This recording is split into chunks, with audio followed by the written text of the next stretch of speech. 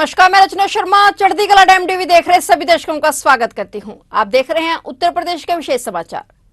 उत्तर प्रदेश में पहली बार योगी सरकार बनने के बाद प्रदेश के कई शहरों के नाम बदलने का काम किया गया है। इसी क्रम में यूपी की राजधानी लखनऊ का नाम बदलने की अटकलें लगनी शुरू हो गई हैं। दरअसल प्रधानमंत्री नरेंद्र मोदी के स्वागत में सीएम योगी के एक ट्वीट से लखनऊ का नाम बदल जाने की अटकलें लगने लगी हैं। मुख्यमंत्री योगी आदित्यनाथ ने ट्वीट में लिखा कि शेष अवतार भगवान श्री लक्ष्मण जी की पावन नगरी लखनऊ में आपका हार्दिक स्वागत व अभिनंदन। इस ट्वीट के बाद यह सवाल उठने लगा है कि लखनऊ का नाम लक्ष्मण जी के नाम पर किया जा सकता है। ये अटकलें इसलिए भी लगाई जा रही हैं क्योंकि इससे पहले लखनऊ का नाम बदलकर लखनपुरी, लक्ष्मणपुरी और लखनपुर करने की मांग उठाई जा चुकी है।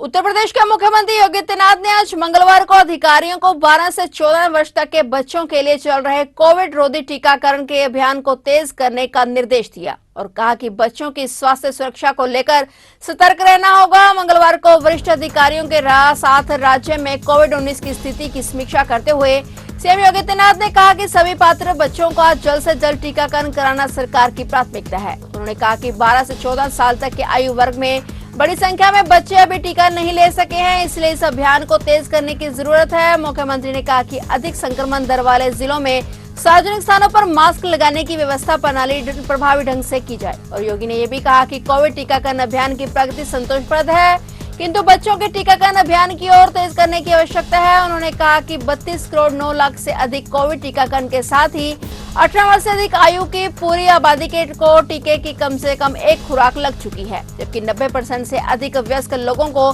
दोनों खुराकें मिल चुकी हैं। वहीं उन्होंने कहा कि प्रत्येक दिशा में यह सुनिश्चित किया जाए कि एक भी नागरिक टीका कवर से वंचित न रहे और बूस्टर डोज की महत्ता और बूस्टर टीकाकरण केंद्रों के बारे में आमजन को जागरूक किया जाए।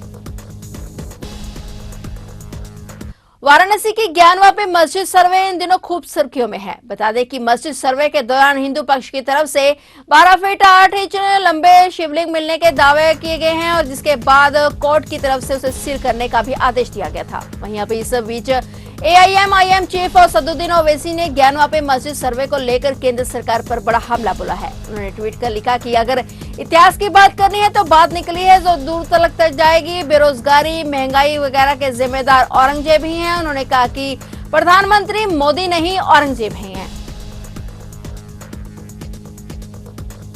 उत्तर प्रदेश के वाराणसी स्थित बहुचर्चित ज्ञानवापी मस्जिद को लेकर जारी विवाद के बीच अब मथुरा में श्री कृष्ण जन्मस्थली के पास स्थित प्रसिद्ध शाही ईदगाह मस्जिद को सील करने की याचिका सिविल कोर्ट ने स्वीकार कर ली है। बता दें कि वकील महेंद्र प्रताप सिंह ने शाही ईदगाह मस्जिद को लेकर मथुरा कोर्ट में याचिका दाखिल की थी। याचिका में मथुरा की शाही ईदगाह मस्जिद स्थित मूल गर्भगृह को सील करने की मांग की गई है। याचिका में कहा गया कि कृष्ण जन्मभूमि के अवशेष हैं और अगर उनसे छेड़छाड़ हो गई तो कैरेक्टर ऑफ प्रॉपर्टी बदल जाएगा और इसकी वजह से याचिकाकर्ताओं की अपूर्णीय क्षति होगी। इसके लिए डीएम और एसपी को उक्त स्थल की सुरक्षा देने के निर्देश देने की बात कही गई है।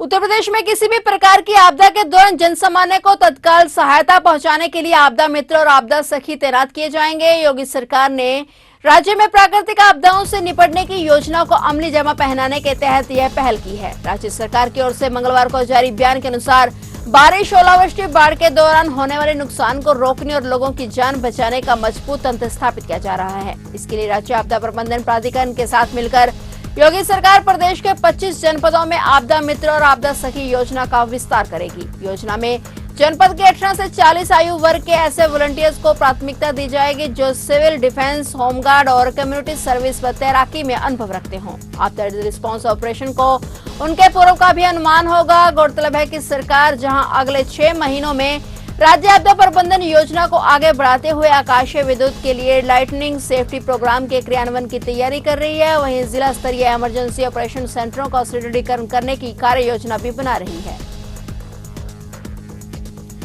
जेल में बंद समाजवादी पार्टी के कद्दावर नेता आजम खान की जमानत को लेकर सुप्रीम कोर्ट में सुनवाई हुई। इस दौरान उत्तर प्रदेश सरकार की तरफ से AIG राजू ने कहा कि आजम खान ने IEO को धमकी दी है। उन्होंने कहा कि जब उनका बयान दर्ज किया जा रहा था तब आजम खान ने IEO को धमकी दी। इस दौरान कोर्ट में आजम खान द्वारा अधिकारियों को दी गई धमकी कोर्ट रूम में पढ़ी गई। आजम खान ने कहा कि वे मरने वाला नहीं है और उसकी सरकार आएगी तो वह एक एक से बदला लेगा और उसे भी जेल में जाना होगा। उसने ये भी कहा कि मेरी सरकार आने दो, देखो मैं तुम्हारा क्या हाल करता हूं। इस पर सुप्रीम कोर्ट ने कहा कि यह धमकी नहीं है, ये तो नेता रोज कहते हैं। वहीं कोर्ट ने जमानत के फैसले को सुरक्षित रख लिया है। उत्तर प्रदेश सरकार ने कहा है कि आजम खान आदतन अपराधी है, इस पर गंभीर मामले दर्ज हैं। आजम खान को जमानत नहीं मिलनी चाहिए। फिलहाल उत्तर प्रदेश के विशेष समाचारों में इतना ही और नए समाचारों के साथ फिर से हाजिर होंगे। तब तक के लिए देखते रहिए चढ़ती कला टाइम टीवी और मुझे दीजिए इजाजत। धन्यवाद।